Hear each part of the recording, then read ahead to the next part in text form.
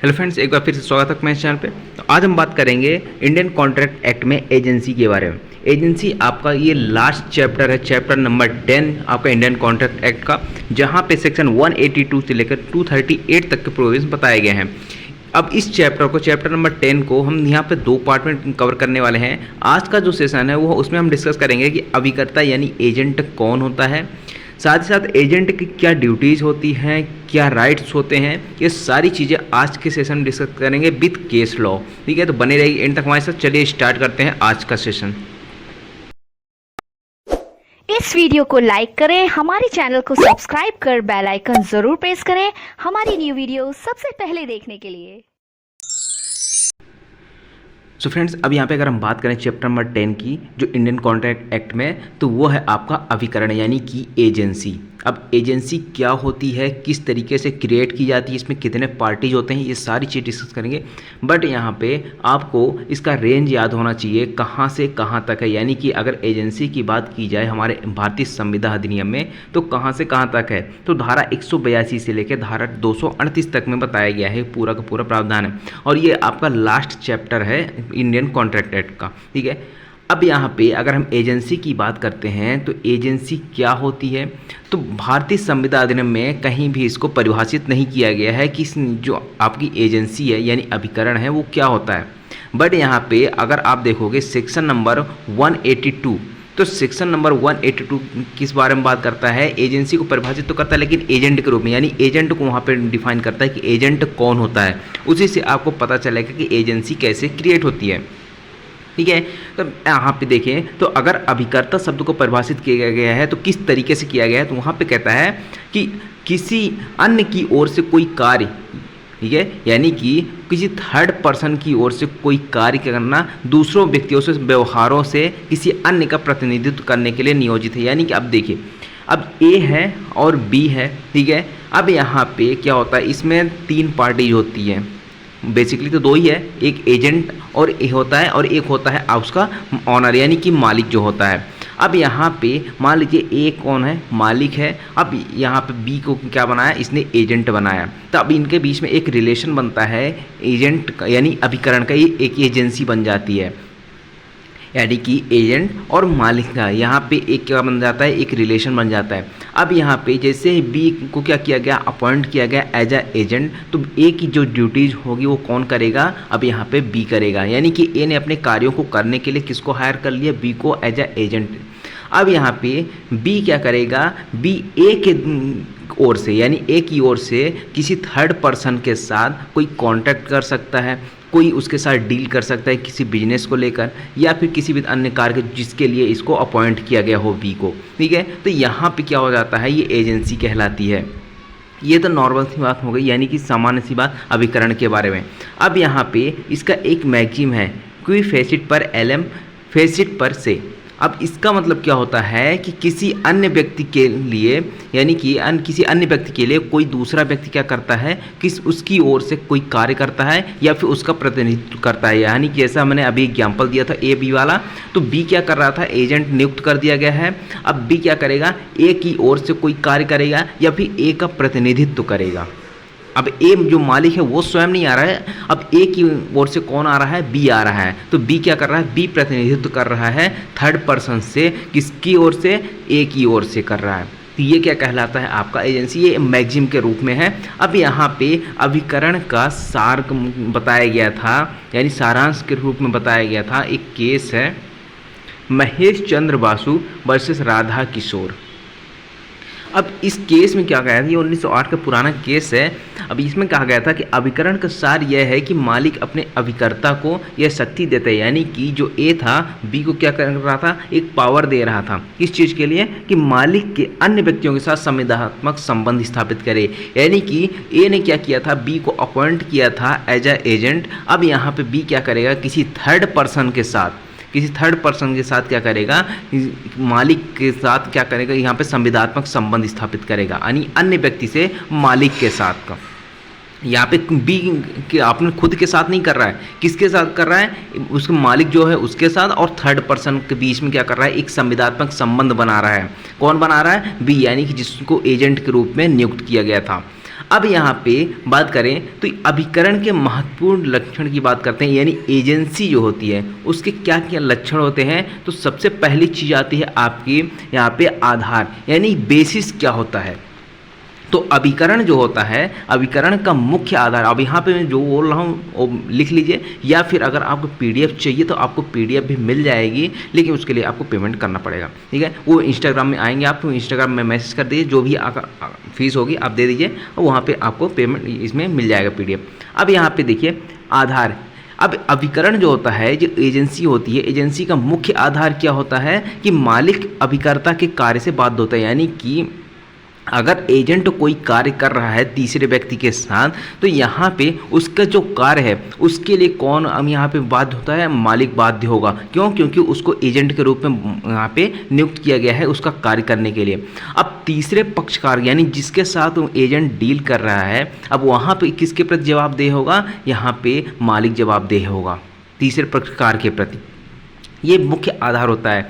अब यहाँ पे अगर कंसिडरेशन की बात की जाए, प्रतिफल की बात की जाए, तो यहाँ पे एजेंसी में प्रतिफल का कोई होना जरूरी नहीं है। जैसे स्थायी संविदा होती है अन्य स्थायी संविदा की तरह, इसमें प्रतिफल की आवश्यकता नहीं होती है। बिना प्रतिफल के भी एजेंसी क्रिएट की जा सकती है, यानी अभिकरण बनाया जा सकता है। अब यहाँ पे उस एजेंट को नियुक्त करनी, यानी जैसे मैंने बताया था एग्जाम्पल में ए एंड बी को एजेंट के रूप में नियुक्त किया था, तो यहाँ पे ए की क्या योग्यता होनी चाहिए, यानी अगर वो एजेंट नियुक्त कर रहा है, अगर मैं किसी को एजेंट नियुक्त कर रहा हूँ तो मुझ में क्या ऐसी योग्यता होनी चाहिए कि मैं किसी एजेंट को नियुक्त कर सकूँ, ठीक है। तो एजेंट यानी अभिकर्ता को नियुक्त करने की क्या योग्यता होनी चाहिए, अगर किसी के पास कुछ योग्यता होगी तभी तो एजेंट नियुक्त करेगा। तो यहाँ पे कहता है कि अगर जो व्यक्ति एजेंट के रूप में किसी को नियुक्त कर रहा है ना, तो वो संविदा करने में सक्षम होना चाहिए। तो संविदा करने के लिए सक्षमता आपने पढ़ी होगी, स्टार्टिंग में मैंने बताया था, स्टार्टिंग के लेक्चर में, वहाँ पे संविदा करने के लिए सक्षम कौन होता है ये मैंने बताया था, ठीक है। तो कौन, जो वयस्क होता है, वो स्वस्थ चित्त हो, यानी स्वस्थ मस्तिष्क को होना चाहिए, वो कोई पागल नहीं होना चाहिए, तभी वो एजेंट के रूप में किसी व्यक्ति को नियुक्त कर सकता है। अब बात करें, ये तो हो गई ऑनर यानी मालिक की जो है योग्यता के बारे में। अब अभिकर्ता के रूप में सक्षमता, कौन एजेंट नियुक्त हो सकता है, यहाँ पे कहता है मालिक और पर व्यक्ति, यानी कि जो आपका ऑनर है वो, और थर्ड पर्सन जिसके साथ एजेंट डील कर रहा है, उसके संबंध में अभिकर्ता कोई भी हो सकता है, यानी कि अभिकर्ता किसी भी व्यक्ति को यहाँ पे बनाया जा सकता है। लेकिन यहाँ पे कहता है कि अगर प्रतिफल का जरूरी नहीं है, यानी कि प्रतिफल हो भी सकता है नहीं भी हो सकता है एजेंसी में। तो यहाँ पे कहता है कि अगर आपने, यानी जो मालिक है, मालिक ने किसी अवयस्क को एजेंट के रूप में नियुक्त कर दिया है, तो उसके कार्य के लिए यहाँ पे वो किसी भी कार्य के लिए एजेंट लाइबल नहीं होगा। अगर कोई कार्य करता भी है, गलत करता है, सही करता है, उसके लिए लाइबल नहीं होगा। कौन लाइबल होगा? वो होगा आपका मालिक। क्यों? क्योंकि ये अवयस्क था और आपने उसको क्या कर दिया, नियुक्त कर दिया है। और अवयस्क के साथ कॉन्ट्रैक्ट क्या होता है, यहाँ पे शून्य होता है। आप अवयस्क यानी माइनर के साथ कॉन्ट्रैक्ट कर ही नहीं सकते, वाइड एब इनिशियो होता है, ठीक है, आपने सुना होगा, वाइड एब इनिशियो यानी प्रारंभ से शून्य होता है। ये होता है आपका एजेंसी के कुछ महत्वपूर्ण लक्षण थे। अब यहाँ पे बात करते हैं सेक्शन नंबर 182। सेक्शन नंबर 182 को यहाँ पे डायग्राम के फॉर्म में लेके आया हूँ जिसे। तो अब यहाँ पे देखना कि अभिकर्ता और मालिक की परिभाषा बताया गया है। तो अभिकर्ता यानी कि अभिकर्ता और मालिक ये कौन होते हैं, ठीक है। अब एजेंसी की परिभाषा तो बताया नहीं है, ये मैंने अलग से लिख दिया है। तो यहाँ पे कहता है, पहले एजेंट की सुनते हैं, ठीक है। एजेंट क्या कहता है, एजेंट कौन होता है? तो वह व्यक्ति जो किसी अन्य की ओर से कोई कार्य करने के लिए पर व्यक्तियों से व्यवहारों में किसी अन्य का प्रतिनिधित्व करने के लिए नियोजित है। अब जो व्यक्ति यहाँ पे एजेंट के रूप में नियुक्त है, वो क्या कर रहा है, किसी थर्ड पर्सन से यानी कि पर व्यक्तियों से क्या कर रहा है, यहाँ पे कुछ लेन देन कर रहा है, कुछ व्यवहार यहाँ पे ट्रांजैक्शंस करने वाला है। किसकी ओर से? किसी अन्य व्यक्ति की ओर से। भाई उसका एजेंट का काम नहीं है, लेकिन एजेंट को उस कार्य को करने के लिए नियुक्त किया गया है, तो यहाँ पर्सनली तो लाइबल होगा नहीं। क्यों? क्योंकि इसको नियुक्त किया गया है मालिक के द्वारा, मालिक की ओर से प्रतिनिधित्व कर रहा है, किसी थर्ड पर्सन से कर रहा है, उसका कार्य कर रहा है, तो ये क्या कहलाता है, एजेंट कहलाता है। अब मालिक कौन होता है? तो वह व्यक्ति जिसके लिए ऐसा कार्य किया जाता है या जिस का इस प्रकार से प्रतिनिधित्व किया जाता है, यानी कि एजेंट जो होता है वो जिस व्यक्ति का प्रतिनिधित्व कर रहा है, जिस व्यक्ति का वह कार्य कर रहा है किसी थर्ड पर्सन के साथ मिलकर, वो क्या कहलाता है, वो मालिक कहलाता है। अब यहाँ पे अब जो मालिक ये तो हो गया, अब इनका एजेंट का और प्रिंसिपल का अब ये जो रिलेशन बना है ये कहलाता है आपका एजेंसी, यानी कि इन दोनों के बीच में एक एजेंसी क्रिएट हो गई है। अभिकरण, अब यहाँ पे अभिकर्ता द्वारा मालिक के पर व्यक्ति के साथ संविदा स्थापित करना ही क्या कहलाता है, अभिकरण कहलाता है। अब जैसे मैंने अभी बताया है कि जैसे ही मालिक ने क्या किया, एजेंट को नियुक्त किया किसी अपनी ओर से प्रतिनिधित्व करने के लिए या फिर अपनी ओर से कोई कार्य करने के लिए किसी थर्ड पर्सन के साथ, तो यहाँ पे क्या हो जाता है, एक एजेंसी क्रिएट हो जाती है, इनके एजेंसी का रिलेशन स्थापित हो जाता है, तो यही एजेंसी कहलाता है। अब यहाँ पे थर्ड पर्सन की बात भी आती है, तो थर्ड पर्सन कौन होता है, तो अभिकर्ता जिसके साथ कार्य करता है मालिक के लिए, यानी कि जो थर्ड पर्सन, जैसे ए है, ए ने एक मालिक हो गया, बी को इसने नियुक्त किया कि इन दोनों के बीच में एजेंसी क्रिएट हो गई। अब यहाँ पे बी जो है किसी थर्ड पर्सन सी के साथ क्या करेगा, लेन देन करेगा, कुछ व्यवहार करेगा, कुछ बिजनेस डील कर सकता है। तो यहाँ पे किसकी ओर से कर रहा है, बी ए की ओर से कर रहा है, तो यहाँ पे ये थर्ड पर्सन कौन हो गया, सी हो गया है। तो ये कहलाता है आपका अभिकर्ता मालिक। ये कौन होता है आपने समझ लिया 182 में। अब यहाँ पे आता है आपका सेक्शन नंबर 183। अब 183 क्या कहता है, अभिकर्ता कौन नियोजित कर सकेगा। अब ये जो लेक्चर है पूरा थोड़ा डिटेल में जाने वाला है। अब यहाँ पे सेक्शन नंबर 183 कहता है जो एजेंट होता है, एजेंट को कौन नियुक्त कर सकता है, किसके पास ऐसी योग्यता होती है जो यहाँ पे एजेंट को नियुक्त कर सके। तो यहाँ पे कहता है वह व्यक्ति जो विधि अनुसार प्राप्त व्यय हो, यानी कि अगर जो मालिक है वो कैसा होना चाहिए, माइनर नहीं होना चाहिए, यानी मेजर होना चाहिए, 18 से ऊपर का होना चाहिए, स्वस्थ चित्त होना चाहिए, यानी पागल नहीं होना चाहिए, तभी वो क्या कर सकता है, किसी अभिकर्ता को, किसी एजेंट को यहाँ पर वो नियुक्त कर सकता है। आगे बात समझ में। अब यहाँ पे सेक्शन नंबर 184 कहता है कि अभिकर्ता कौन हो सकता है। यहाँ पे ऊपर 183 में बताया है कि अभिकर्ता को कौन यहाँ पे नियुक्त कर सकता है, यानी कि कौन उसका अपॉइंट कर सकता है। अब यहाँ पे सेक्शन 184 क्या कहता है कि अभिकर्ता कौन हो सकता है, किसके पास ऐसी योग्यता है जो एजेंट बन सके। तो यहाँ पे कहा गया है कि जहाँ तक मालिक और पर व्यक्तियों का संबंध है, मालिक और एक थर्ड पर्सन जो आता था उसके बीच का संबंध है, तो उसके लिए क्या किया जाता है, वहाँ पे एक एजेंट नियुक्त किया जाता है कि एजेंट क्या करेगा, एजेंट इस थर्ड पर्सन के साथ डील करेगा, किसकी ओर से, ये जो मालिक है उसकी ओर से। आगे बात समझ में। तो यहाँ पे कहता है कि अभिकर्ता कोई भी हो सकता है। यहाँ पे ऐसा कुछ नहीं है, कुछ रूल नहीं है कि अभिकर्ता जो है आपका 18 से ऊपर ही होना चाहिए या नीचे होना चाहिए, कुछ भी नहीं। यहाँ पे अभिकर्ता जो एजेंट है वो कोई भी हो सकता है, जो थर्ड पर्सन और मालिक के बीच में संबंध स्थापित करने के लिए किसी को भी नियुक्त किया जा सकता है। लेकिन यहाँ पे एक चीज़ और बताना है कि कहता है कि किंतु कोई भी व्यक्ति जो वयस्क और स्वस्थ चित्त ना हो, अभिकर्ता ऐसे ना हो सकेगा कि वह मालिक के प्रति तस्वीर उपबंधों के साथ उत्तरदायी हो। अब यहाँ पे अगर मालिक ने, जैसे मैंने पहले ही बताया है, अभी जब उसके लक्ष्य पढ़ रहे थे अभी बताया कि अगर उसने, मालिक ने क्या किया है, किसी ऐसे एजेंट को नियुक्त कर दिया है जो अवयस्क है, यानी वयस्क नहीं है या फिर स्वस्थ चित्त नहीं है, तो यहाँ पर जो एजेंट जिसको नियुक्त किया गया था ना, तो वो कोई भी कार्य करे तो वो किसी भी कार्य के लिए यहाँ पे उत्तरदायी नहीं होगा मालिक के प्रति। ठीक है, तो यहाँ पे लाइबल कौन हो जाएगा, फिर यहाँ पे जो आपको मालिक है वही आपका यहाँ पे लाइबल हो जाएगा, वही हर चीज़ के लिए लाइबल होगा, चाहे नुकसान हो, चाहे किसी को भी कुछ भी क्षति पहुँची हो, उसकी सारी भरपाई कौन करेगा, फिर यहाँ पे मालिक करेगा। आगे समझ में ये हो गया। अब जब यहाँ पे है सेक्शन 185, यहाँ पे कहता है प्रतिफल की आवश्यकता ही नहीं है। अगर यहाँ पे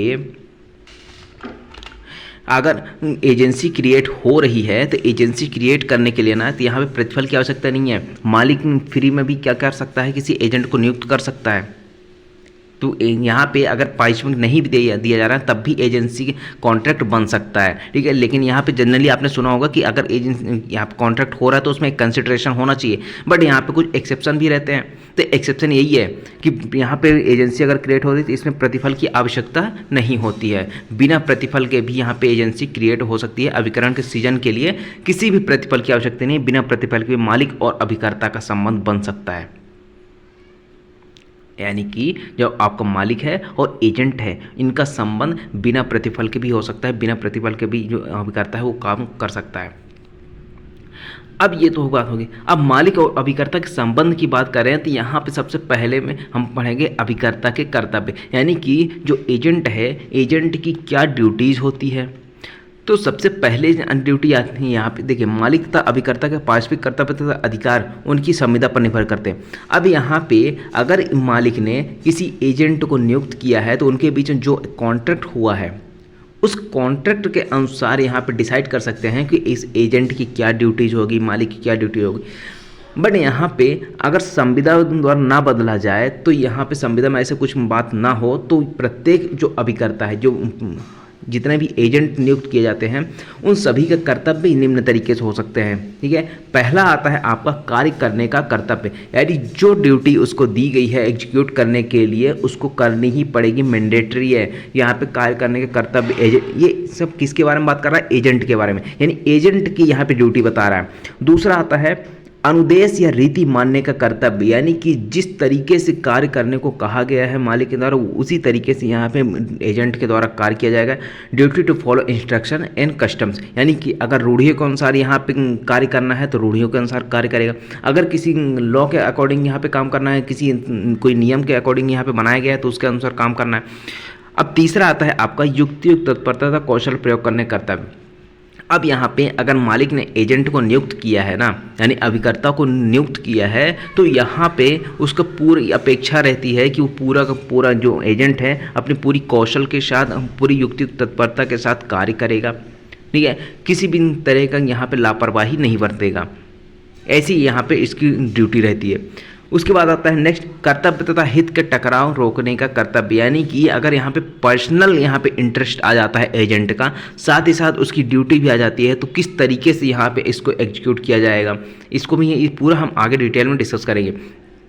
उसके बाद आता है गुप्त लाभ प्राप्त करने का नहीं प्राप्त करने का कर्तव्य, यानी कि यहाँ पे सीक्रेट तरीके से कोई भी लाभ प्राप्त नहीं करेगा, कौन, एजेंट। उसके बाद आता है प्राप्त राशियों को संदाय करने का कर्तव्य।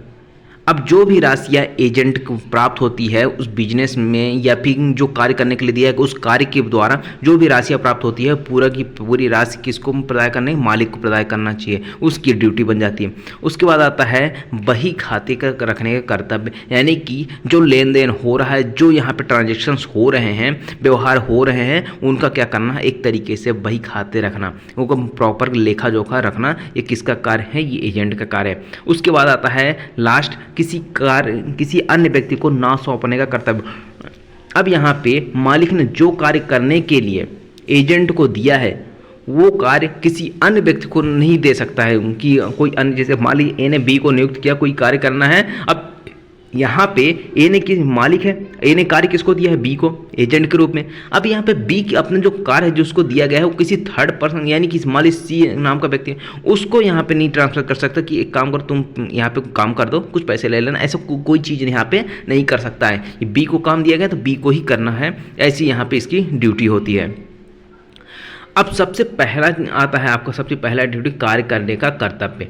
अब यहाँ पे अगर मालिक ने एजेंट को नियुक्त किया है तो प्रत्येक अभिकर्ता का पहला और महत्वपूर्ण कर्तव्य यही होता है कि जो उसको कार्य मालिक ने सौंपा है उसे प्रॉपर तरीके से कर दे, ठीक है। और मान लीजिए यदि वो ऐसा नहीं करता तो फिर यदि मान लीजिए ऐसा कार्य नहीं करता है एजेंट और उस कार्य नहीं करने से अगर मालिक को कुछ नुकसान हो रहा है तो यहाँ पे जो हानि होगी, जो नुकसान होगा उसकी भरपाई कौन करेगा, उसकी भरपाई करेगा एजेंट। अब इसकी सामान्यतः साम्य विधि में एक सिद्धांत बताया गया है। यहाँ पे कहता है कि जैसे एक एग्जाम्पल के रूप में कि जब मालिक अभिकर्ता को माल का बीमा कराने का आदेश देता है, यानी कि मान लीजिए ए ने बी को यहाँ पे एजेंट के रूप में नियुक्त कर दिया है कि जो बी है वो माल की देखभाल करेगा और यहाँ पे जो भी जहाँ सप्लाई करनी होगी वहाँ सप्लाई करेगा। अब क्या होता है कि ए ने आदेश दिया था अभिकर्ता को, एजेंट को, कि उसका जो माल रखा हुआ है उसका बीमा करवा दे। अब यहाँ पे आदेश तो दे दिया, अब इसका डायरेक्शन को फॉलो करना चाहिए एजेंट को, लेकिन एजेंट ऐसा नहीं करता है तो अभिकर्ता स्वयं बीमाकर्ता के स्थान पर दायी होगा। यानी कि अगर बीमा हो जाता तो बीमा कंपनी लायबल होती अगर कुछ नुकसान होता, लेकिन यहाँ पे बीमा इसने नहीं कराया तो लायबल कौन हो जाएगा? यहाँ पे बी लायबल हो जाएगा। अब बी कितने तक लायबल होगा? उतने तक के लिए जितना बीमा कंपनी होती है। अगर बीमा किया जाता उस माल का तो नुकसान नहीं होता, तो यहाँ पे अगर बीमा हो जाता तो बीमा कंपनी भरपाई करती, तो जितना भरपाई बीमा कंपनी करती तो पूरा का पूरा वही दायित्व तो किसके ऊपर आ जाएगा? अब एजेंट के ऊपर आ जाएगा। आइए असल में तो ये जो सिद्धांत है, इस सिद्धांत को, इस थ्योरी को यहाँ पे किसने अपनाया था? सुप्रीम कोर्ट ने अपनाया। किस केस में? पन्नालाल जयकीदास बनाम मोहनलाल 1951 का केस था। इस केस में क्या हुआ था? अब इस केस में एक कमीशन एजेंट ने अपने मालिक के लिए कुछ माल खरीदा, ठीक है। एक कमीशन एजेंट है, मान लीजिए बी है, एक कमीशन एजेंट है। इसने क्या किया? इसका मालिक ए था। अब ए के डायरेक्शन पे कुछ माल बी ने खरीदा और भेजने के लिए उसे गोदाम में रख दिया। यहाँ पे एक गोदाम था, एक गोदाम में रख दिया गया। अब मालिक ने एजेंट को क्या बोला था कि उसका बीमा कराने का आदेश दे रखा था कि जो गोदाम में माल रखा हुआ उसको बीमा करवा देना। अब यहाँ पे जो एजेंट है बी, उसने क्या करवाया? उसका बीमा नहीं करवाया। प्रीमियम की धनराशि ली, यानी एक से जो उसकी राशि थी बीमा की पूरी राशि बी ने ले ली, लेकिन उसका बीमा नहीं करवाया। अब क्या हुआ कि जो मुंबई के बंदरगाह था, मुंबई के बंदरगाह में एक विस्फोट हुआ जिसके कारण आग लग गई और सारा माल जलकर राख हो गया। अब यहाँ पे एक नोटिफिकेशन जारी हुआ था मुंबई सरकार का कि एक अध्यादेश के दिन जो भी माल खराब हुए उसके आधे दाम मिल जाएंगे। तो यहाँ पे आधे दाम तो मिल गए उस अध्यादेश के तहत, लेकिन अब यहाँ पे जो पूरक और आधे दाम था वो किसके लिए, कौन लायबल होगा? उसके लिए एजेंट जो है वो लायबल होगा, क्योंकि उसने बीमा नहीं करवाया हुआ था, ठीक है। तो शेष के लिए कौन लायबल हो जाएगा? एजेंट लायबल हो जाएगा। उसके बाद आता है दूसरा, यहाँ पे दूसरी ड्यूटी कौन सी आती है? अनुदेश या रीति मानने का कर्तव्य। यानी कि जो डायरेक्शन फॉलो करने के लिए मालिक बोलता है उसको फॉलो करना पड़ेगा, या फिर रीति अगर कुछ कस्टम्स बताए गए हैं उस कस्टम्स के अनुसार अगर कार्य करना है तो उस कस्टम्स के अनुसार भी कार्य किया जाएगा। किसके द्वारा? एजेंट के द्वारा। तो यहाँ पे अगर आप देखोगे धारा 211, तो धारा 211 में इंडियन कॉन्ट्रैक्ट एक्ट में बताया गया है कि अभिकर्ता को चाहिए कि वह मालिक के आदेशानुसार कार्य करे, यानी जैसा मालिक कहता है उसी तरीके से कार्य करना चाहिए, ठीक है।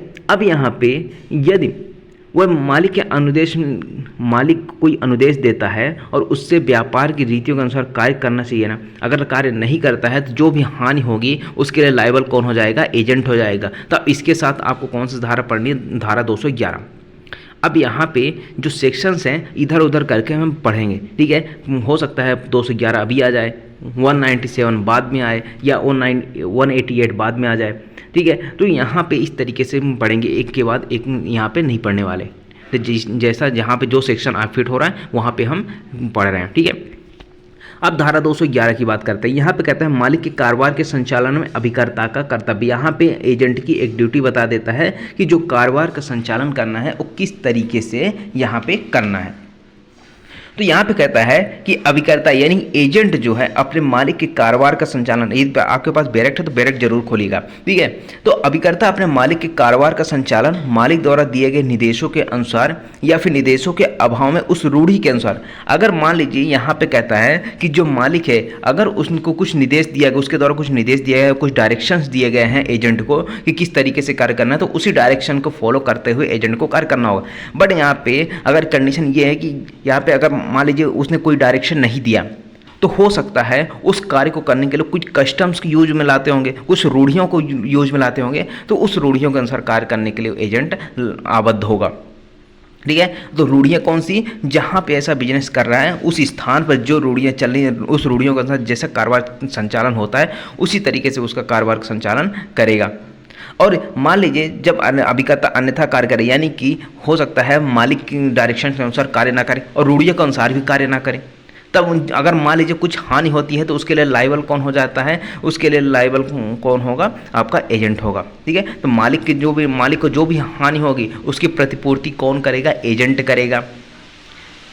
लेकिन और यहाँ पे कहता है कि यदि कोई लाभ होता है तो उसका लेखा लेना होगा, यानी कि जो भी यहाँ पे प्रॉफिट होता है प्रॉफिट का भी लेखा कौन रखेगा? एजेंट रखेगा।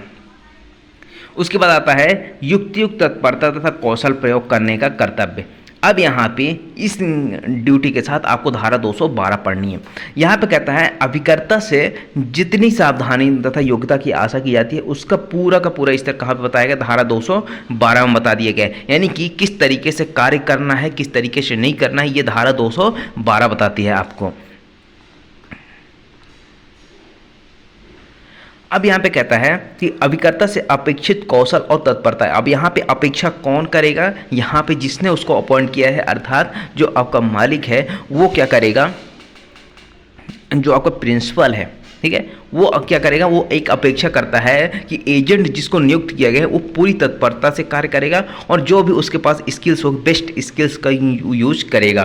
ठीक है, अब यहाँ पे कहता है अभिकर्ता अभिकरण के कारोबार का संचालन उतने कौशल से करने के लिए आबद्ध है जितना वैसे कारोबार में लगे हुए व्यक्तियों को साधारणतः होता है।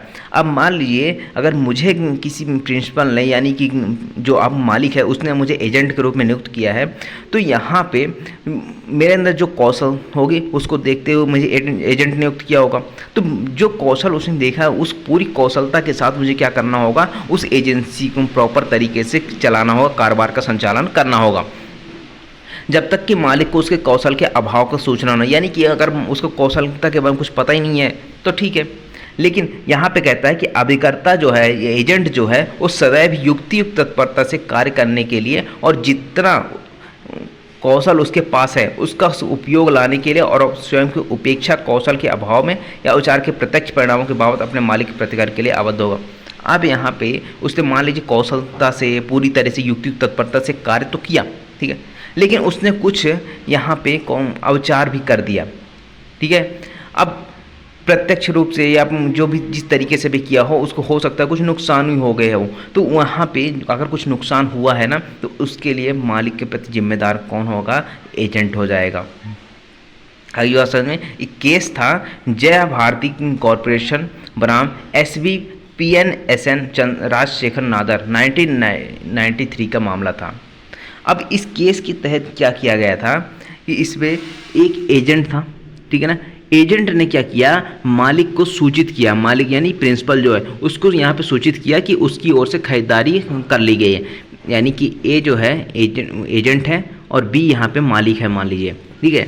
अब यहाँ पे ए जो है, ए ने बी को यहाँ पे सूचना देता है, कम्युनिकेट करता है कि आपकी ओर से जो भी माल खरीदना था उसकी खरीदारी ए के द्वारा कर ली गई है। अब बाद में क्या हुआ कि उसने कहा कि यह कहते हुए कि जब यातायात की हड़ताल खत्म हो जाएगी, ट्रैफिक जो है यहाँ पे यातायात वालों की हड़ताल जब खत्म हो जाएगी, स्ट्राइक खत्म हो जाएगी तो माल भेज दिया जाएगा।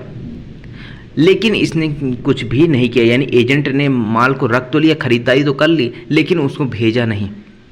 जब भेजा नहीं तो यहाँ पे क्या हुआ कि वो माल ख़राब हो गया या फिर कुछ नुकसान हुआ। तो यहाँ पे जो सुप्रीम कोर्ट है, सुप्रीम कोर्ट ने क्या बोला कि ऐसी उपेक्षा जो एजेंट के द्वारा की गई है ये धारा 212 के अंतर्गत आती है और अभिकर्ता जो है वो मालिक के नुकसान के लिए क्या होगा? लायबल होगा। यानी कि मालिक को जो भी नुकसान हुआ है उसकी भरपाई कौन करेगा? एजेंट करेगा। क्यों? क्योंकि एजेंट ने ऐसी उपेक्षा की, ठीक है ना। तो यहाँ पे उसका दुराचरण था, उसने माल खरीद लिया, जो भी पैसे दिए थे उसने एजेंट को दिए गए थे, उससे पूरा माल खरीद लिया गया। यातायात की हड़ताल थी, ठीक है, जब खत्म हो गई उसको भेजना चाहिए, लेकिन उसे नहीं भेजा, उसने कुछ भी नहीं किया। तो यहाँ पे उपेक्षा दुराचरण मानते हुए इसके यहाँ पे बताया गया, जजमेंट दिया गया कि मालिक को कौन नुकसान भरपाई करेगा? एजेंट करेगा। अब यहाँ पे धारा 214 भी यहाँ पे इसके साथ पड़ी है। यहाँ पे कहता है मालिक से संपर्क रखने का अभिकर्ता का कर्तव्य। हो सकता है कुछ ऐसी सिचुएशंस आ जाए जहाँ पे उससे संपर्क, मालिक से संपर्क करना ज़्यादा जरूरी हो, ठीक है, कोई ऐसी स्थिति आ जाए, कोई कठिनाई आ जाए, तो यहाँ पे कहता है कि अभिकर्ता का यह कर्तव्य, यानी कि यहाँ एजेंट की ड्यूटी बता रहा है कि उसकी ड्यूटी क्या है कि कठिनाई की दशाओं में अपने मालिक से संपर्क न करें, उसे उसके अनुदेश प्राप्त करने समस्त युक्ति तत्परता बरते। यानी कि पूरी कोशिश करनी होगी उस एजेंट को कि उसके मालिक से क्या कर लिया जाए, कांटेक्ट कर लिया जाए, उससे डायरेक्शन ले लिया जाए। कोई अगर कठिनाई आ रही है किसी भी चीज़ को करने के लिए तो उससे क्या कर लिया जाए, उससे डायरेक्शन ले ली जाए कि अब यहाँ पे हम क्या करें। पूरी तत्परता के साथ उसको यहाँ पे कांटेक्ट करने की कोशिश करनी होगी, ये धारा 214 कहता है। अब यहाँ पे पर्सनल इंटरेस्ट की बात भी आ जाती है, ठीक है। 4 नंबर की ड्यूटी है एक कर्तव्य तथा हित का टकराव रोकने का कर्तव्य। अब यहाँ पे जो एजेंसी होती है, तो एक चीज़ ध्यान रखिएगा कि एजेंसी जो है वो वैश्वासिक संबंध, यानी कि एक विश्वास पे चलती है, विश्वास पे एक क्रिएट होता है। जो आपका एजेंट है और प्रिंसिपल है, इनका एक विश्वास होता है, एक विश्वास की कोर्ट में आता है। अब यहाँ पे जो एजेंट है, एजेंट की क्या ड्यूटी होती है कि वो अपने व्यक्तिगत हित, यानी जो उसका पर्सनल इंटरेस्ट है और मालिक के प्रति कर्तव्य को, उन दोनों को क्या करे, अलग अलग रखे। अब ये चीज़ आपको धारा 215 में अच्छे से बता दी गई है। अब इसका एक एग्जाम्पल पहले समझ लेते हैं। अब जैसे मान लीजिए एक एजेंट है ए नाम का। अब इसको जो प्रिंसिपल है, यानी कि जो मालिक है, ऑनर है, उसने क्या किया, एक प्रॉपर्टी थी, उस प्रॉपर्टी को सेल करने के लिए यहाँ पे रखा गया एजेंट को। अब यहाँ पे एजेंट को चाहिए, अब एजेंट को लगा कि एक काम करता हूँ, ये प्रॉपर्टी मैं खुद स्वयं खरीद लेता हूँ। तो यहाँ पे क्या आ गया, उसका पर्सनल इंटरेस्ट आ गया, यानी व्यक्तिगत हित आ गया। तो यहाँ पे क्या, ये जो एजेंट है अगर इसका पर्सनल इंटरेस्ट है तो इसको क्या लगेगा कि जितना कम से कम इसको मूल्य मिले उतना ठीक है, यानी जितना कम से कम पैसा देना पड़े उतना ठीक है। वहीं अगर इसका पर्सनल इंटरेस्ट नहीं होता, अगर किसी थर्ड पर्सन को अगर ये संपत्ति बेच रहा होता तो यहाँ पे इसका जिम्मेदारी क्या होती, इसकी कर्तव्य क्या होता कि जितना अधिक से अधिक पैसा मिल जाए इस प्रॉपर्टी का उतना ज़्यादा ठीक है। तो ये दोनों चीज़ जो है, इसका पर्सनल इंटरेस्ट जो है और यहाँ पे जो उसका दूसरा पार्ट आ जाता है, जैसे थर्ड पार्टी को यहाँ पे सेल करने की, उसका जो यहाँ पे है कर्तव्य है, उस दोनों को अलग अलग रखना होगा। वही चीज़ यहाँ पे कहता है धारा 215, मालिक का अधिकार, जबकि अभिकर्ता अभिकरण के कारोबार में मालिक की सम्मति के बिना ही अपने लेखे व्यवहार करता है, यानी कि उसकी सहमति नहीं ली और पर्सनल इंटरेस्ट उसमें क्रिएट कर दिया। तो फिर यहाँ पे मालिक का क्या अधिकार होगा, यहाँ पे मालिक का अधिकार बता दिया कि उसकी ड्यूटी बता दी कि किसको, किसकी, एजेंट की। यहाँ पे कहता है यदि कोई एजेंट अपने मालिक की सम्मति के बिना, यहाँ पे क्या आ रहा है, कंसेंट के बिना आ रहा है, कंसेंट के बिना क्या किया जा रहा है, और उसको उन सब तात्विक परिस्थितियों का जो उससे विषय में ज्ञान आई हो, यानी कि एजेंट को जो चीज़ पता है, जिसका उसका नॉलेज है, उसको परिचित कराए बिना, यानी कि मालिक को बताए बिना क्या करता है, अभिकरण के कारोबार अपने लेखे व्यवहार करे। तो ऐसी सिचुएशन में क्या किया जाएगा, तो यहाँ पे कहता है यदि मामले में दर्शित हो कि या तो कोई तात्विक तथ्य अभिकर्ता द्वारा बेईमानी से मालिक से छिपाया गया है, या अभिकर्ता व्यवहार मालिक के लिए अतिआहित कर है, तो मालिक उस व्यवहार का निराकरण कर सकेगा। देखिए अब यहाँ पे अगर मालिक को लगता है कि कोई ऐसे तात्विक तथ्य छिपाया गया है मालिक से, ठीक है, एजेंट के द्वारा, या फिर अगर जो भी तथ्य यहाँ व्यवहार किया गया है वो मालिक के लिए अहितकर है, यानी कि उसको नुकसान करने के लिए है, तो ऐसी सिचुएशन में जो मालिक है, जो आपका प्रिंसिपल है, वो क्या करेगा, वो ऐसे मामलों का निराकरण कर सकेगा, अपने अनुसार कर सकेगा। अगर उसका पर्सनल इंटरेस्ट जो है, अगर खुद को प्रॉपर्टी ले रहा है, ठीक है, एजेंट स्वयं खरीद रहा है, तो उसके अनुसार जो रकम दे रहा है, अगर उसमें अगर उसको नुकसान नहीं हो रहा है मालिक को, तो ठीक है, जैसा मालिक चाहे वैसा कर सकता है। लेकिन अगर उसको नुकसान हो रहा है पर्सनल इंटरेस्ट से, तो यहाँ पे वो निराकरण कर सकता है कि नहीं भाई, हम तुमको नहीं बेच सकते, किसी दूसरे को बेचनी है। इस तरीके से यहाँ पे मामले का निराकरण किया जा सकता है। किसके द्वारा किया जाएगा, मालिक के द्वारा किया जाएगा। अब बात आती है आपकी गुप्त लाभ प्राप्त न करने की।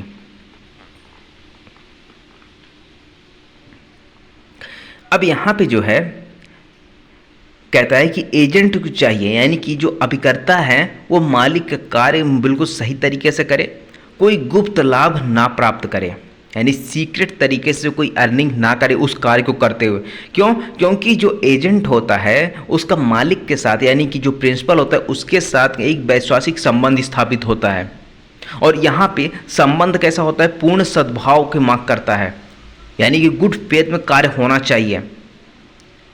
ठीक है, तो गुप्त लाभ का मतलब क्या होता है कि उसको जो भी वेतन पारिश्रमिक मिल रहा है वो तो ठीक है, लेकिन उसके अलावा कोई किसी तरीके का रिश्वत वगैरह नहीं लेगा।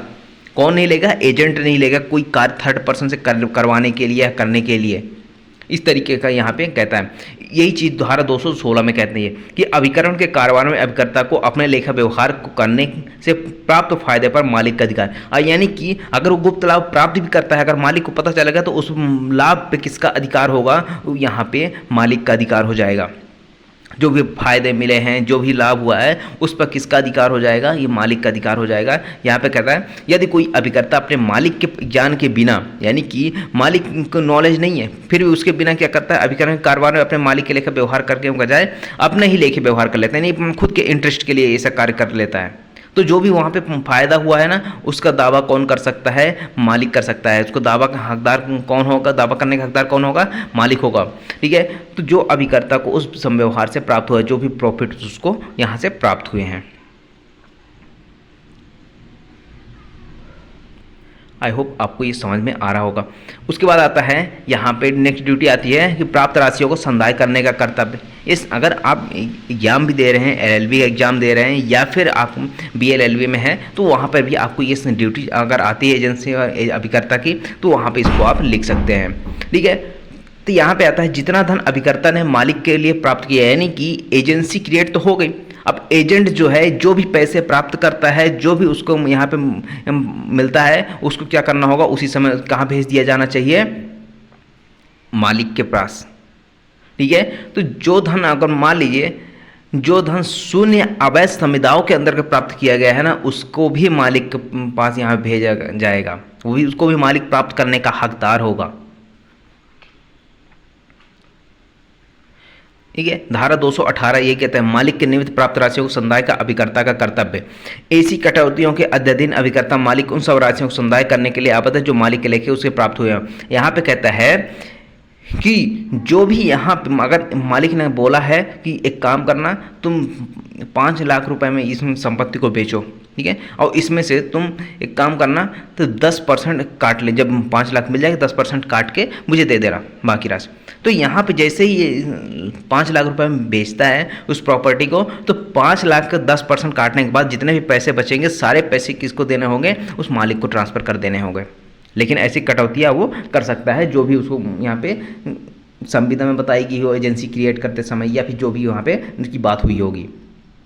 उसके बाद आता है बही खाते रखने का कर्तव्य। तो जो भी लेखा होगा उसको रखने का कर्तव्य किसका है? एजेंट का है। ये अभिकर्ता अपने मालिक की मांग पर उचित लेखा देने के लिए आबद्ध है, यानी कि अगर मालिक कुछ डिमांड कर रहा है कि ऐसे जो भी यहाँ पे ट्रांजेक्शन्स हुए हैं, जो भी व्यवहार हुए हैं थर्ड पर्सन के साथ, तो उसका जो भी यहाँ पे लेखा हो उसको लेके आओ। वहाँ पे क्या करना होगा? एजेंट को लेके जाना पड़ेगा, उसको दिखाना होगा कि हाँ हमने ऐसे ऐसे ट्रांजेक्शन्स किए हैं, इतने का ट्रांजेक्शन्स हुआ है, ये सारी चीज़ें उसको बतानी होगी।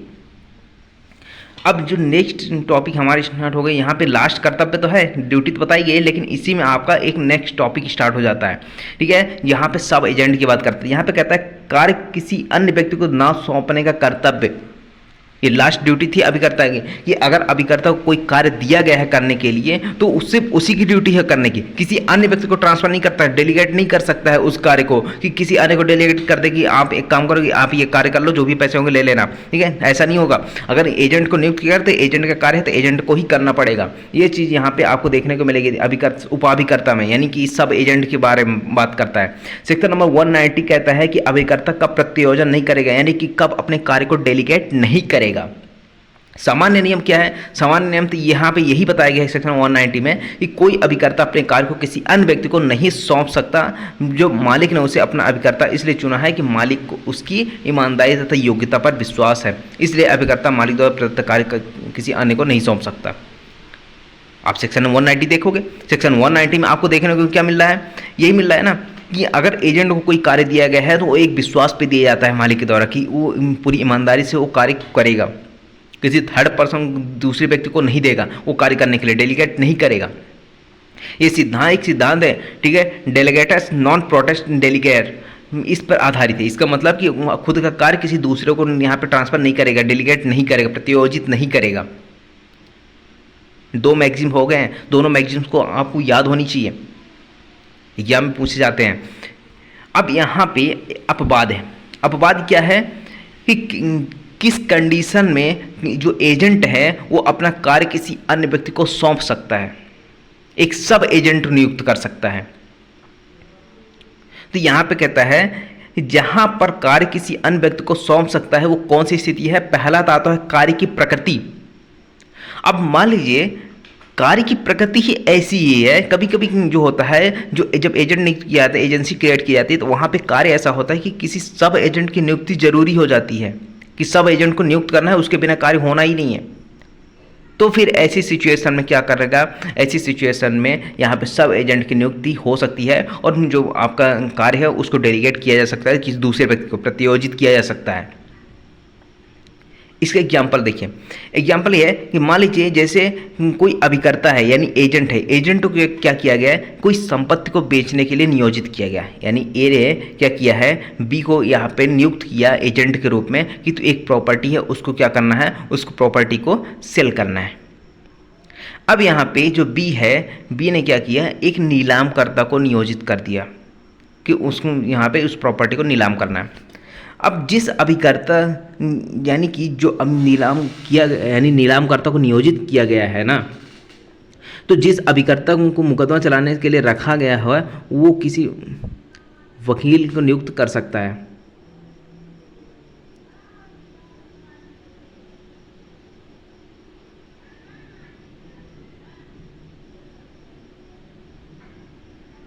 ठीक है, यानी कि यहाँ पे जो एजेंट है, एजेंट क्या कर सकता है, वो एक नीलामकर्ता नियोजित कर सकता है। ठीक है, या फिर अगर मान लीजिए एजेंट रखा गया है तो किसी कोई ऐसा मुकदमा चलाना हो तो एजेंट क्या कर सकता है, मुकदमा चलाने के लिए एक वकील हायर कर सकता है। ये दो अलग अलग एग्जाम्पल हैं। ठीक है, तो ये दोनों एग्जाम्पल फिट बैठ रहे हैं। यहाँ पे कार्य की प्रकृति ऐसी है, अब एजेंट हर काम को तो कर नहीं सकता, अब मुकदमा तो चला नहीं सकता, मुकदमा के लिए वकील की जरूरत तो पड़ेगी, तो वहाँ पे एक सब एजेंट के रूप में उसको नियुक्त कर सकता है। उसके बाद आता है व्यापारिक रूढ़ी।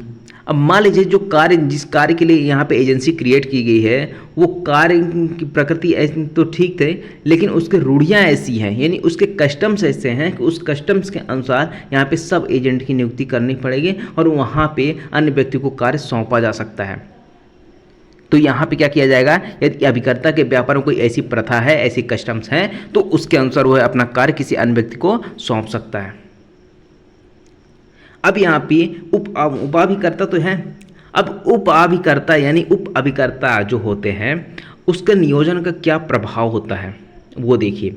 यानी कि अगर सब एजेंट नियुक्त कर दिया गया उसका क्या प्रभाव होगा। जो सब एजेंट है अगर कोई कार्य कर रहा है वो किसके प्रति जवाबदेह होगा, उसके कार्यों के लिए कौन लायबल होगा, ये सारी चीज़ें अब यहाँ पे देखने को मिलेगी। ठीक है, सबसे पहली चीज़ तो आती है उपाभिकर्ता की परिभाषा, यानी सब एजेंट की यहाँ पे परिभाषा की बात करते हैं। तो उपाभिकर्ता वह व्यक्ति है जो अभिकरण के कारोबार मूल अभिकर्ता द्वारा नियोजित हो और उसके नियंत्रण के अधीन कार्य करता हो। अब यहाँ पे जैसे ए है, ए कौन हो गया, प्रिंसिपल हो गया, इसने क्या किया, एक एजेंट को नियुक्त किया बी को। ठीक है, अब यहाँ पे बी, यहाँ पे एक कार्य ऐसा था कि इसको सब एजेंट नियुक्त करना पड़ा, तो एक सी नाम का बंदा था, इसको किसने नियुक्त किया, बी ने नियुक्त कर दिया सब एजेंट के रूप में। अब जो बी है वो किसके नियंत्रण के अधीन कार्य करेगा, ए के नियंत्रण के अधीन, ए के डायरेक्शन के अधीन। जो सी है किसके नियंत्रण के अधीन कार्य करेगा, यहाँ पे बी के नियंत्रण के अधीन कार्य करेगा। बी जैसा डायरेक्शन देगा उसके अनुसार यहाँ पे कार्य करना पड़ेगा।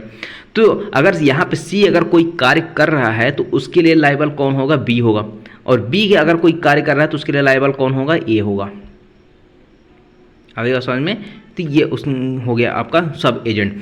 अब सब एजेंट की नियुक्ति हो जाने के बाद मान लीजिए सब एजेंट की नियुक्ति हो गई, ठीक है। अब यहाँ पे प्रश्न ये उठता है, क्वेश्चन ये राइज होता है कि इसमें मालिक और अभिकर्ता तथा उप अभिकर्ता के संबंधों पर क्या प्रभाव पड़ता है। मालिक, अभिकर्ता तथा उप अभिकर्ता यानी कि प्रिंसिपल, एजेंट और सब एजेंट, इनकी जो रिलेशन है उसमें क्या प्रभाव पड़ेगा। तो यहाँ पे देखिए, यहाँ पे कहता है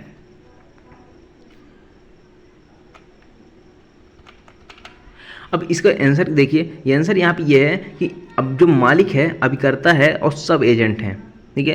तो सब एजेंट की जो नियुक्ति हुई है वो किस तरीके से हुई है, वो उचित तरीके से हुई है या अनुचित तरीके से हुई है, ठीक है, प्रॉपर या इम्प्रॉपर, इस तरीके से यहाँ पे डिसाइड होगा, ठीक है, इनका रिलेशन, ठीक है। तो अब सबसे पहले देखते हैं प्रॉपर डेलीगेशन यानी कि उचित नियुक्ति की बात करते हैं। तो सेक्शन नंबर 192 अगर आप देखोगे तो वहाँ पे कहता है उचित तौर पर नियुक्त उपाभिकर्ता द्वारा मालिक के का प्रतिनिधित्व।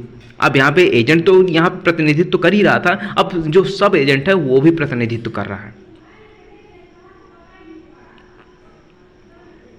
तो यहाँ पे देखिए, यहाँ पे कहता है जहाँ उपाभिकर्ता उचित तौर पर नियुक्त किया जाता है, उचित तौर पर का मतलब उसके पास पूरी अथॉरिटी थी, जो प्रिंसिपल है, जो मालिक है, उसने पूरी तरह से अथॉरिटी दी हुई थी कि आप सब एजेंट नियुक्त कर सकते हो, ठीक है। वहाँ पर जहाँ पर व्यक्तियों का संबंध है यानी थर्ड पर्सन का संबंध है, मालिक का प्रतिनिधित्व वह अभिकर्ता करता है और मालिक उसके कार्यों से ऐसे ही आबद्ध है, उनके लिए ऐसे ही उत्तरदायी है मानो है मालिक द्वारा मूलतः नियुक्त अभिकर्ता है। जैसे मान लीजिए ए ने किसको, बी को नियुक्त किया, बी ने सी को नियुक्त कर दिया, ठीक है।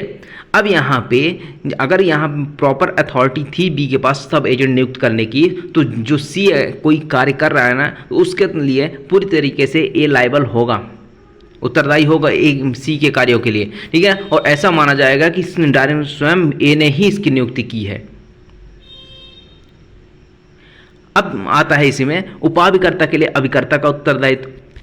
अब एजेंट की क्या उत्तरदायित्व होता है सब एजेंट के लिए, तो यहाँ पे कहता है अभिकर्ता उपाभिकर्ता के कार्यों के लिए मालिक के प्रति उत्तरदायी होगा। यानी कि उपाभिकर्ता सब एजेंट को कौन नियुक्त करता है, एजेंट नियुक्त करता है, तो जो सब एजेंट है उसके कार्य के लिए कौन लायबल होगा, मालिक के प्रति, यहाँ पे एजेंट लायबल होगा डायरेक्टली।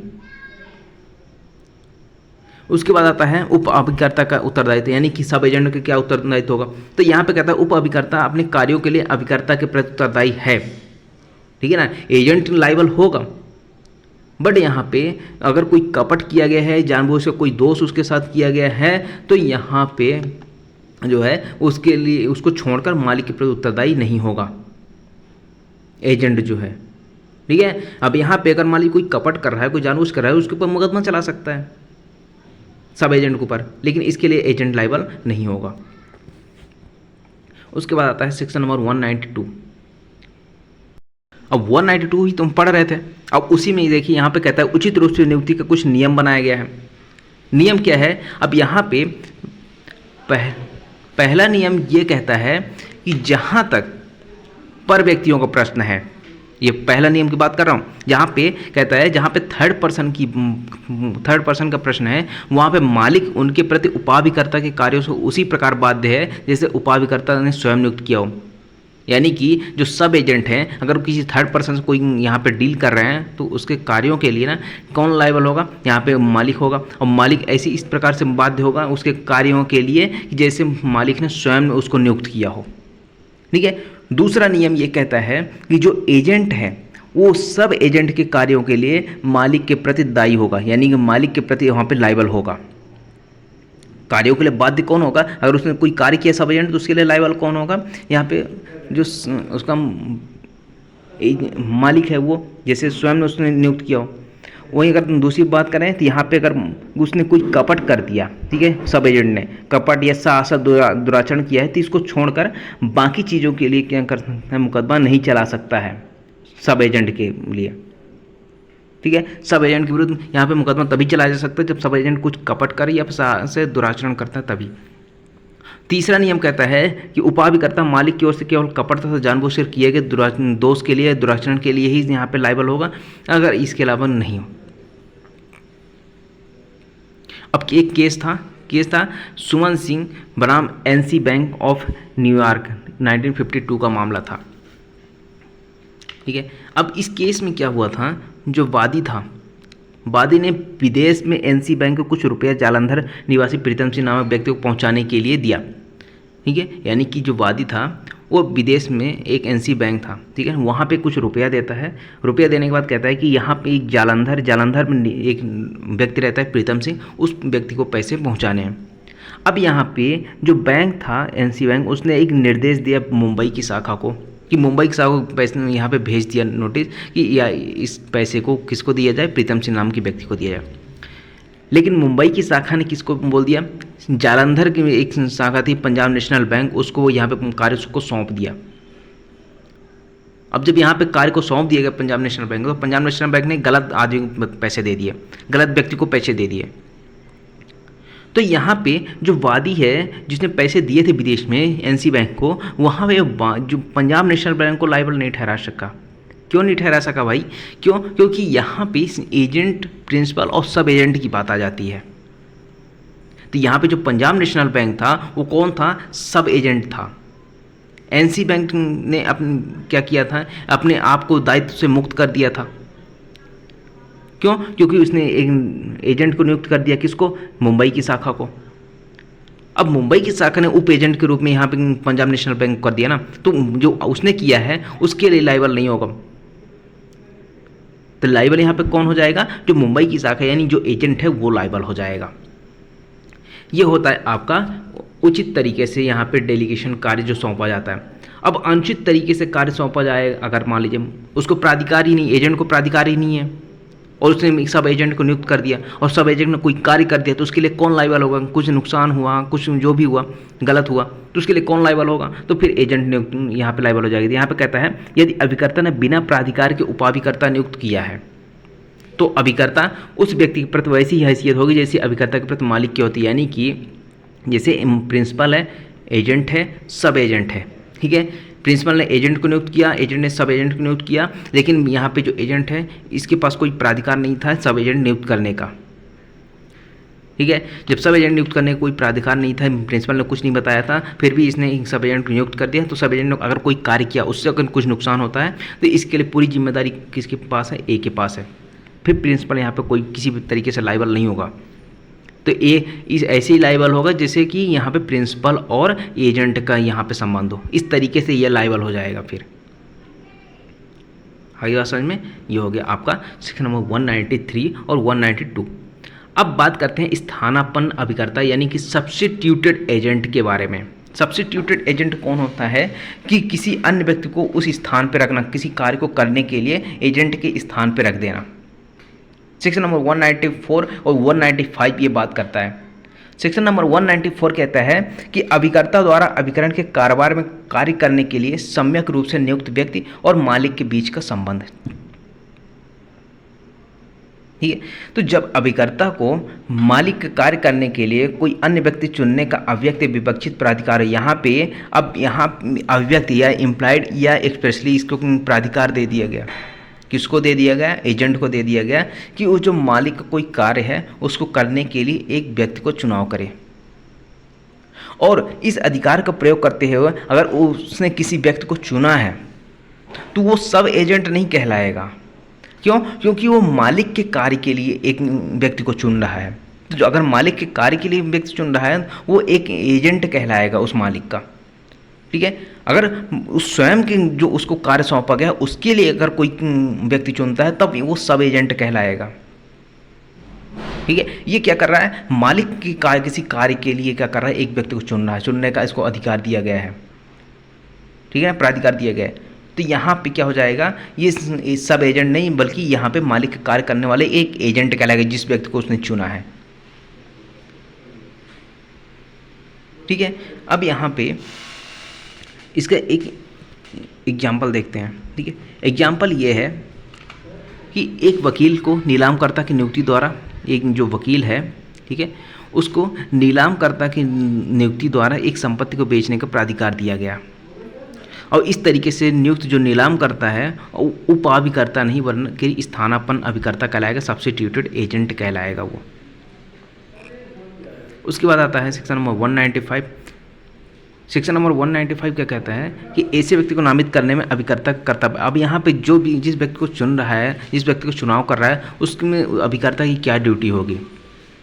तो यहाँ पे देखिए, यहाँ पे कहता है कि यदि वह ऐसा व्यक्ति अभिकर्ता चुनने में उतना ही विवेक का प्रयोग करता है जितना मामूली प्रज्ञा वाला व्यक्ति करता है। यानी कि अगर मुझे अपने खुद के काम के लिए अगर किसी व्यक्ति को चुनना है तो जिस तरीके से चुनना होगा, जितने विवेक का प्रयोग करना होगा, उस तरीके से यहाँ पे क्या करना होगा, चुनाव करूँगा, ठीक है। तो यहाँ पे ये पूरी उसकी ड्यूटी बता देता है, कि चुने गए अभिकर्ता के कार्यों अपेक्षा के लिए मालिक के प्रति दायी नहीं होगा। ठीक है, जो एजेंट है, अगर यहाँ पे उसने प्रॉपर विवेक का प्रयोग किया है तो। अब उसके बाद आता है आपका जो अभिकर्ता के अधिकार की बात करते हैं।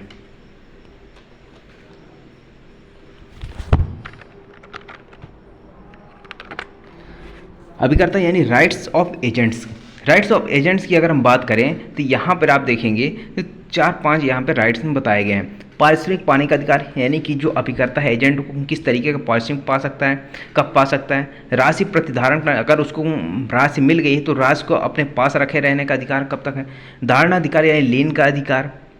क्षतिपूर्ति का अधिकार उसको है। प्रतिकर प्राप्त करने यानी कंपनसेशन प्राप्त करने का अधिकार। ये सारी चीज़ें एजेंट को मिली हुई है, एजेंट के पास ये राइट्स हैं। तो सबसे पहला आता है आपको पारिश्रमिक पाने का अधिकार। सेक्शन नंबर 219 यानी धारा 219 यहाँ पे कहता है कि अभिकर्ता का पारिश्रमिक कब शोध हो जाता है, यानी कि कब उसको यहाँ पे पारिश्रमिक मिलेगा। ठीक है, कब उसके लिए हकदार होगा, एजेंट हकदार हो जाएगा कि उसको पारिश्रमिक मिल जाए। तो यहाँ पे कहता है जो प्रत्येक एजेंट होता है, जो भी एजेंट है वो अनुबंधित पारिश्रमिक प्राप्त करने का हकदार होता है। यदि उसने ऐसा अनुबंध नहीं है तो उचित पारिश्रमिक प्राप्त कर सकता है। ठीक, अगर मान लीजिए उन एजेंट के बीच में और प्रिंसिपल के बीच में यहाँ पे कोई ऐसा कॉन्ट्रैक्ट हुआ है तो उस कॉन्ट्रैक्ट के अनुसार वो पारिश्रमिक प्राप्त करेगा। लेकिन यदि कॉन्ट्रैक्ट नहीं है तो उचित तरीके से जो भी यहाँ पारिश्रमिक होगा उसको प्राप्त कर सकता है। अब यहाँ पे इस धारा में कहा गया है कि किसी विशेष संविदा के अभाव में किसी कार्य के लिए पारिश्रमिक तभी प्राप्त किया जा सकता है जब कार्य पूर्ण हो जाए। ठीक है, तो यहाँ पे कहता है कि अगर मान लीजिए कोई विशेष संविदा नहीं है, विशेष संविदा का अभाव है, तो फिर पारिश्रमिक कब मिलेगा। पारिश्रमिक तब शोध होगा जब वो कार्य पूर्ण है, जो उसको कार्य सौंपा गया है वो कार्य अगर पूर्ण हो जाता है तब उसको पारिश्रमिक दिया जाएगा। उसके बाद आता है अभिकर्ता द्वारा किए गए उपचार का प्रभाव।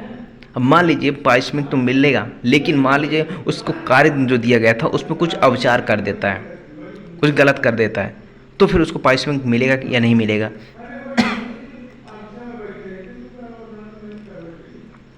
ठीक है, धारा 220 यहाँ पे कहता है औपचारिक कारोबार के लिए अभिकर्ता पारिश्रमिक का हकदार नहीं है। यानी कि अभिकर्ता जो अभिकरण के कारोबार में अविचार का दोषी है, कारोबार के उस भाग के बारे में जिसने उसे अपचारित किया है, किसी पारिश्रमिक का हकदार नहीं है। बाकी अदर जो कार्य किया है, कार्य का जो भाग गलत किया है उसके लिए पारिश्रमिक का हकदार नहीं होगा। ठीक है ना। जैसे मान लीजिए 2 पार्ट थे, एक पार्ट में उसको कहा गया था अगर ये कार्य कर दोगे तुमको 5,000 रुपये मिल जाएंगे, ठीक है, और दूसरे के लिए 10,000 रुपये था। अब यहाँ पे एक पार्ट तो उसने कर दिया तो एक को मिल जाएगा 5,000 रुपये। अगर दूसरे में उसने कुछ घपला किया, कुछ यहाँ पे अविचार किया तो उसको यहाँ पे पारिश्रमिक नहीं मिलेगा। जैसे यहाँ पे गा है, ठीक है, गा से 1,000 रुपये वसूल करने के लिए खा को का नियोजित करता है, यानी ए जो है बी को नियुक्त करता है कि सी के पास जाना, सी से 1,000 रुपये वसूल करना है। अब यहाँ पे बी कुछ ऐसा कार्य करता है, कुछ ऐसा अपचार कर देता है जिससे वो धन वसूल नहीं पाता है, जो बी है वो धन वसूल नहीं पाता है। अब किसको नुकसान हुआ, ए को नुकसान हो गया। तो जो खा है अपनी सेवाओं के लिए पारिश्रमिक पाने का यहाँ पे हकदार नहीं, जो उसको यहाँ पे पैसे मिलने चाहिए वो नहीं मिलेंगे अब। क्यों? और साथ ही साथ जो उसको हानि भी हुई है, यानी ए को जो हानि हुई है उसको भी वहाँ पे चुकाना होगा उसको, बी को। ये आ जाता है अभिकर्ता द्वारा उपचार का प्रभाव। उसके बाद आता है राशि के प्रति धारण करने का अधिकार, यानी कि जो मनी उसको मिली हुई है उसको रिटर्न करने का अधिकार है। ये धारा 217 क्या कहता है, अभिकर्ता का मालिक के लेखे प्राप्त राशियों में प्रतिधारण। जब तक अभिकर्ता अपनी सेवाओं के लिए पारिश्रमिक या उसके द्वारा लगाए गए धन प्रतिकर न मिल जाए तब तक वो मालिक के धन को रोक सकता है। अब भाई एजेंट जो है वो कार्य उसने किया, अपनी ओर से कुछ पैसे भी मान लीजिए लगाए, अब अगर उसको पैसे वो जब तक नहीं मिल जाते ना तब तक वो क्या कर सकता है, जो मालिक का धन प्राप्त हुआ है उसको रोक सकता है। ठीक है, ये धारा 217 कहता है। अब धारणाधिकार यानी राइट टू लेन का मामला आता है। यहाँ पे जो संपत्ति है मालिक को उसको रोक सकता है। अभी तो पैसे रोक रहा था, अब मालिक की संपत्ति रोक सकता है, चल हो अचल हो या फिर कोई माल हो या कागजात हो, उसको रोकने का अधिकार यहाँ पे दिया गया है। ठीक है, तो यहाँ पे धन रोकने के अतिरिक्त, यानी ऊपर तो धारा 217 में धन रोक रहा था, वो अब यहाँ पे कहता है धन रोकने के अतिरिक्त भी अभिकर्ता को यह अधिकार दिया गया है कि जब तक उसे पारिश्रमिक और जो उसने व्यय किया उसको ना मिल जाए तब तक मालिक की कोई भी संपत्ति या चल या अचल माल या कागजात को धारणाधिकार के प्रयोग में रोक सकता है। राइट टू लीन के तहत ये रोक सकता है। ये धारा 221 कहता है कि मालिक की संपत्ति पर अभिकर्ता का धारणा अधिकार। लेकिन धारणा अधिकार कब कर सकता है, इसके लिए भी कुछ शर्तें हैं। तो ठीक है, तो पहला शर्त यहाँ पे कहता है कि अभिकर्ता को अभिकरण का कारोबार उचित ढंग से करते हुए मालिक से अपनी सेवाओं तो खर्चों को पाने का अधिकार होना चाहिए। यानी कि उसने जो कारोबार किया है उचित ढंग से किया हुआ हो, ठीक है, और उसको प्रॉपर तरीके से कार्य करने के बाद उसको पारिश्रमिक मिलने का अधिकार है, तभी यहाँ पे उस संपत्ति को रोक सकता है, रोकने का अधिकार होगा। दूसरा आता है यहाँ पे कि जिस संपत्ति पर धारणा अधिकार का प्रयोग होना है वह मालिक की हो और वह अभिकर्ता के पास अभिकरण के सामान्य अनुक्रम में आई हो, ठीक है, ज़बरदस्ती यहाँ पे नहीं आई हो। उसके जो उसने कारोबार किया, संचालन किया, उसके तहत वो संपत्ति उसके पास आई है, तो वहाँ पे उस संपत्ति को रोक सकता है। और साथ ही साथ संपत्ति मालिक की होनी चाहिए, तभी धारणा अधिकार का प्रयोग होगा, किसी अन्य के संपत्ति पर यहाँ पे धारणा अधिकार नहीं होगा। उसके बाद थर्ड आता है कि अभिकर्ता केवल विशिष्ट धारणा अधिकार रखता है और इसलिए केवल उसी संपत्ति को रोक सकता है जो जिसके बदले में कमीशन आदि प्राप्त करना है। यानी जिस संपत्ति के बदले में कमीशन प्राप्त करना है सिर्फ उसी को रोक सकता है, अदर किसी संपत्ति को रोकने का अधिकार उसके पास नहीं है, ठीक है।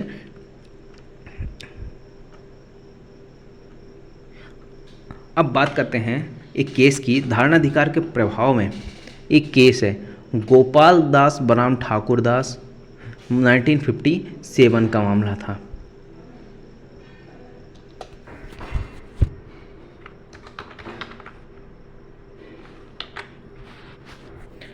अब इस केस में क्या बोला गया था, इस केस में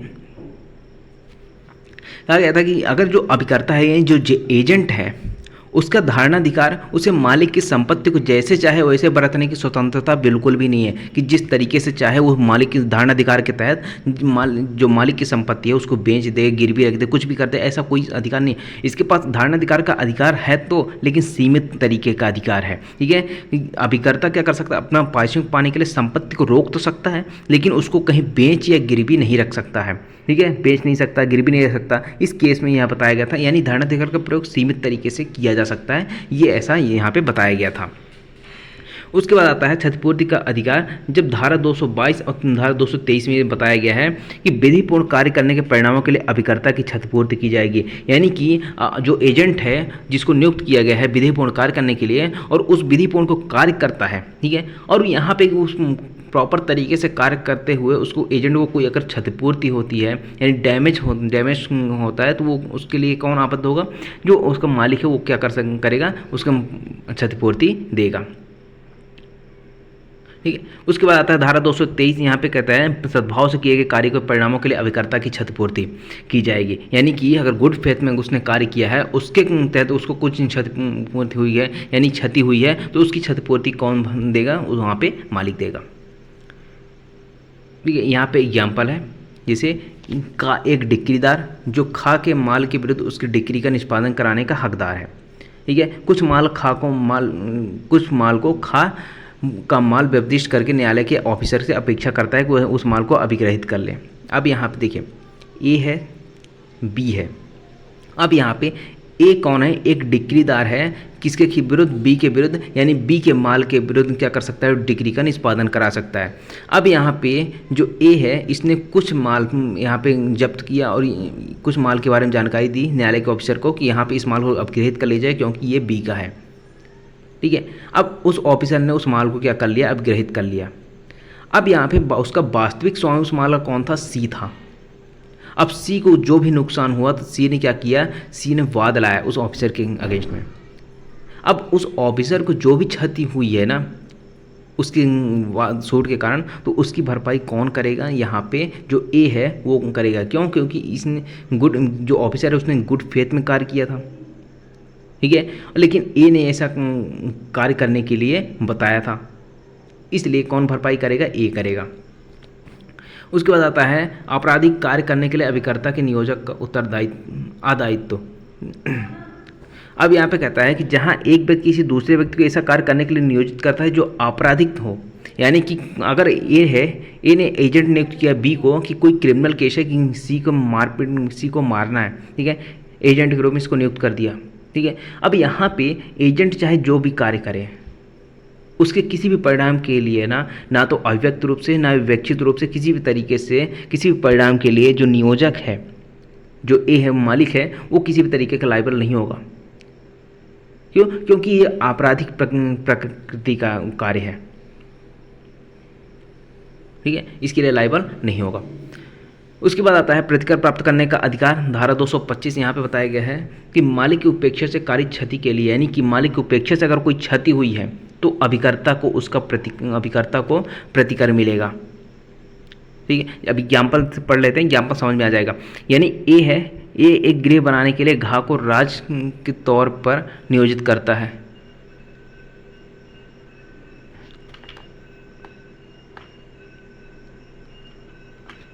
ठीक है,